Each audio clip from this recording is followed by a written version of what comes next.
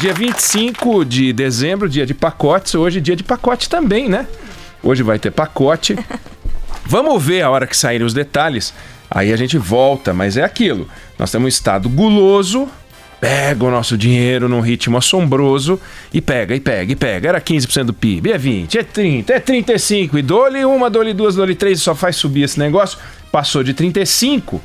E ele pega essa dinheirama e gasta de um jeito irresponsável. O que ele tem não sabe gastar e gasta o que não tem também. Então, estado perdulário. Toda medida que der racionalidade a esse monstrengo vai bem. Hoje parece que virão várias medidas sobre redistribuição do dinheiro entre governo federal, estados e municípios, o que fazer quando o dinheiro chega quase ao fim, né, com os funcionários públicos, remuneração, etc. E medidas também ligadas à gestão de uma forma geral. Nós vamos acompanhar, vão ser várias medidas. Eu queria, no entanto, chamar atenção para um outro ponto. O Supremo Tribunal Federal tem uma batata quente na mão para resolver. Não é o julgamento da segunda instância sobre a qual a gente falou ontem, que é uma batata quente. Na verdade, esse assunto que eu trago é um boi quente, né? É um boi quente nas mãos. Que é o destino da delação premiada dos irmãos Batista, né?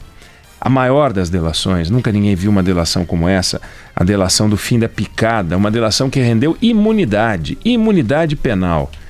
O atirador-geral da República, Rodrigo Janot, resolveu que deveria premiar os irmãos Batista com a liberdade. Liberdade, eles puderam sair do Brasil com jato, puderam sair do Brasil com iate, com seu dinheiro, em troca de uma colaboração ampla.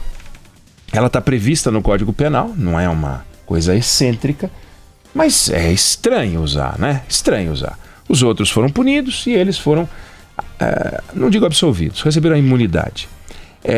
E aí a questão este acordo em troca de delação por imunidade vai ser mantido ou não vai ser mantido?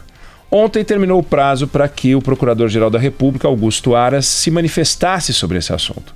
E ele podia decidir entre três coisas. Podia manter o acordo como estava, podia simplesmente anular o acordo e poderia fazer a chamada rescisão. A rescisão do acordo mantenho tudo que eles me entregaram e não dou nada para eles. Cancelo os benefícios, mas fico com tudo que eles me entregaram. Essa é uma possibilidade que sempre esteve na mesa, em todas as colaborações, para ser usada quando há uma quebra de acordo por parte do delator.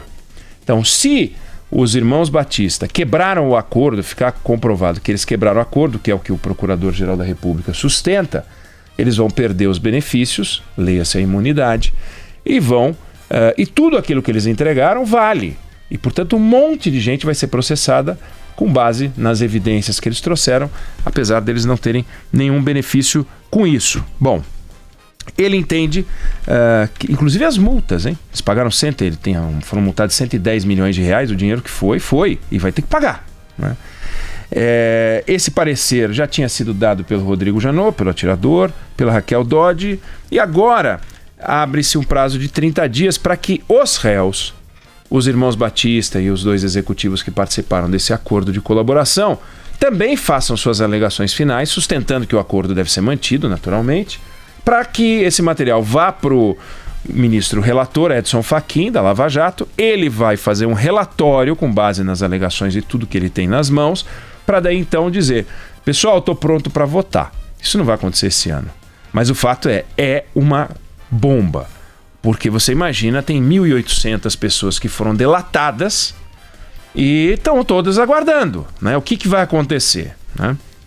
Bom, tem duas discussões envolvidas nesse debate. A primeira é se eles devem ou não ter o acordo mantido. É uma coisa própria, específica. Eu não quero entrar nisso nesse momento, porque é muito detalhe. Depois a gente vai poder voltar a isso. Agora tem uma outra discussão no ar, que é o seguinte: pessoas que se tornaram símbolo da corrupção devem ser punidas porque são símbolos da corrupção? Ou seja, pessoas que fizeram coisas horrorosas, detestáveis, merecem ser punidas mais porque aquilo que é detestável nos causa ojeriza. A ojeriza é algo a ser punido adicionalmente. Existe no Código Penal a possibilidade de você criar uma pena adicional àqueles que produzem algo Não estou falando de um crime hediondo, porque isso tem definição penal. Estou falando de coisa nojenta. Agravante. Um agravante dizendo assim, eles eram um símbolo. Não, isso não tem no Código Penal. Não existe o crime de símbolo. E aí, os irmãos Batista, que se comportaram de forma detestável, compraram 1.800 e tantos políticos. Mas compraram por quilo, por baseada, arroba, né? Por arroba. Né? No caso, rouba. Eles confessaram que entregaram mais de 180 milhões de dólares, né? Dá 600 milhões de reais em valores de hoje, quase 100 mil dólares por cabeça desses políticos. E na delação deles, no entanto, a gente já falou disso aqui, não tem uma linha de dinheiro entregue para políticos no exterior. Então, mais da metade das vendas globais da JBS se concentra nos Estados Unidos. De 2007 a 2014, a JBS lá aplicou 7 milhões de dólares em lobby legal, que é 4% do que eles gastaram em propina aqui no Brasil. Eu fiz essa conta quando eu escrevi um artigo certa vez sobre esse assunto específico. Só nas contas oficiais de campanha, em 2014, a JBS desembolsou 150 milhões de dólares no Brasil, em campanha. 300 mil dólares nos Estados Unidos. 300 mil dólares lá. E lá é o grosso da arrecadação deles. Por que essa diferença de 500 vezes, né? Ou seja, eles agiram de uma forma aqui, de uma forma lá. Uma montoeira de dinheiro aqui, caixa 2, mugido 3, sei lá eu o que esses camaradas fizeram. Mas aqui, por exemplo, tem, o que você não vai ver lá fora, um pedido feito pela ex-presidente Dilma Rousseff para entregar 30 milhões de reais, diretamente feito ao Joesley, está na delação, para a campanha do Fernando Pimentel, que foi candidato e foi governador de Minas Gerais. E não tem nada parecido lá fora, né? Aliás, eu nem sei como está essa investigação.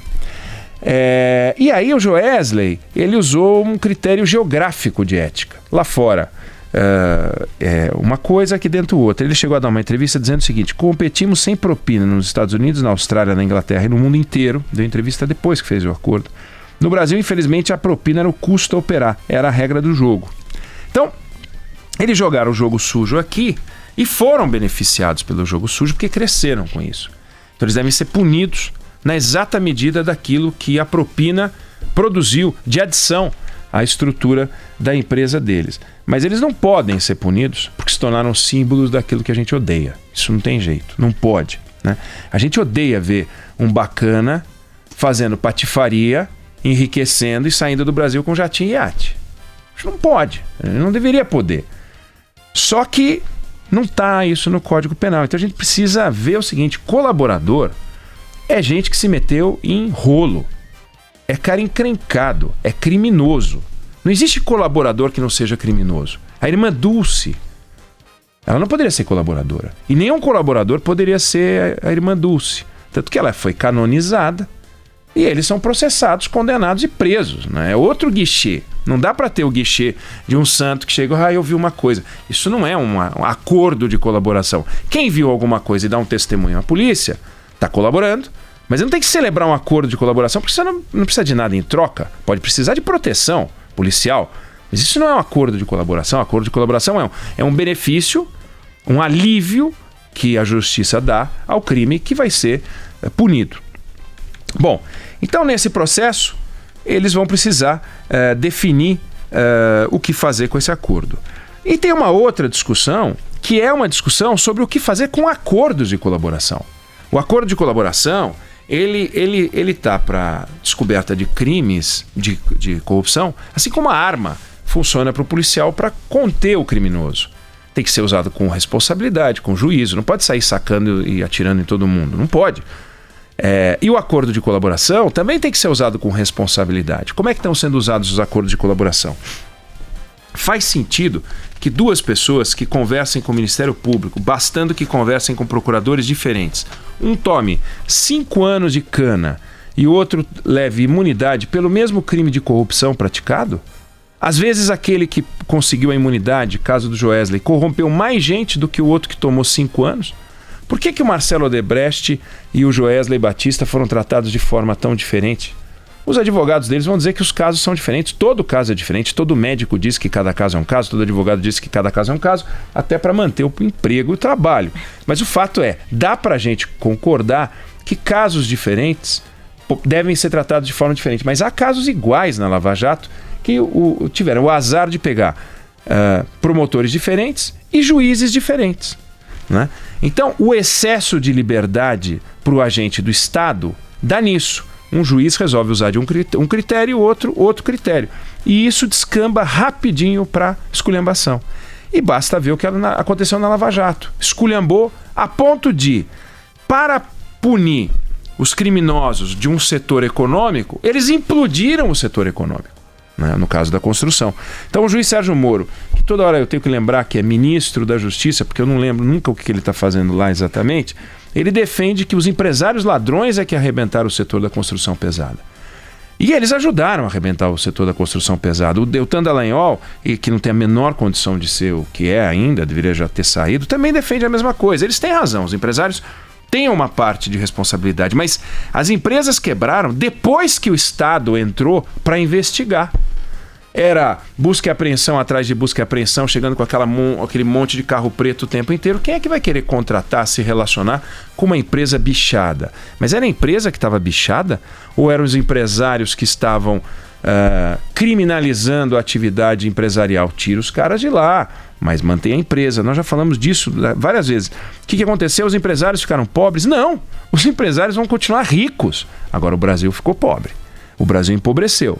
O capital estrangeiro pensa duas vezes antes de entrar aqui. E nesse sentido, a JF é um ponto fora da curva. A JBS, empresa do grupo JF, está crescendo. Você tem um grupo empresarial com várias empresas que gera 250 mil empregos mantidos, ao contrário do que fizeram na Odebrecht. E talvez isso só tenha acontecido pela ordem dos fatores. O Joesley viu o que aconteceu com a Odebrecht, disse: vão quebrar a minha empresa e eu vou sair preso.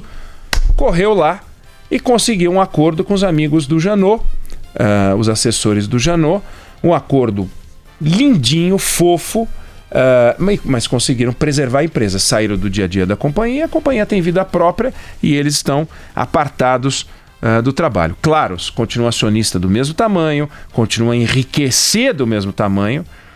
É de se perguntar se isso está certo ou se isso está errado, mas tem que preservar a empresa antes de qualquer coisa e ela continua preservada. Então, a destruição, o custo Brasil, ele está muito ligado a isso, a alguém que quer colocar dinheiro aqui, olha para cá e fala: como é que se mantém, como é que se respeitam os contratos nesse país? Então, uma empresa que vai rodando como a JBS está rodando, é como a Siemens, depois que foi pega na corrupção, a Volkswagen, que fez uma patifaria gigantesca, que foi pega, as empresas estrangeiras todas da Lava Jato que celebraram acordos de colaboração e continuam funcionando normal. Então, que se preserve, que se use o exemplo da JBS para investigar daqui para frente, mas que não se use o exemplo do Joesley para se relacionar com um empresário que faz uma delação. Imunidade total.